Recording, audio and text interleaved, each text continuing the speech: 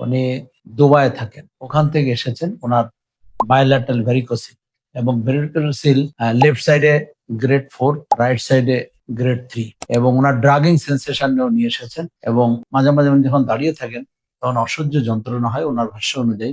এবং worm life, ওনার অন্ডকোষের উপরে কেঁচোর মতো ফিলিং অথবা কৃমির মতো ফিলিংস, উনি হাত দিলেই বুঝতে পারেন যে এক থোকা কৃমি অথবা কেঁচো সেখানে জমা হয়ে আছে। এখন ওনার অপারেশন হলো বায়োল্যাটারাল ভ্যারিকোসিলেক্টমি, মাইক্রো সার্জারি পদ্ধতিতে এটা করা হলো।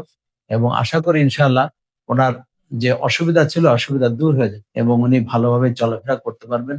এবং ওনার স্পার্ম কাউন্ট একটু কমে গিয়েছিল, অ্যাক্টিভলি মোটাইল স্পার্মের কাউন্ট কম ছিল, লেস দ্যান 30% চলে আসছিল। এখন বায়োল্যাটারাল ভ্যারিকোসিলেক্টমি করার পরে আশা করি ইনশাআল্লাহ ওনার sperm count more than 60% actively motile হবে।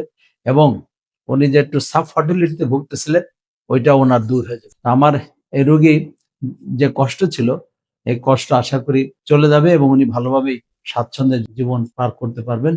আমার রোগীর জন্য আপনারা সবাই দোয়া করবেন যেন তার এই কষ্ট যেন আর না হয় এবং তার ঘরে আরো বেশি বাচ্চা-কাচ্চা আসে। সবাই ভালো থাকুন, সুস্থ থাকুন। আসসালামু আলাইকুম ওয়া রাহমাতুল্লাহি ওয়া বারাকাতুহু।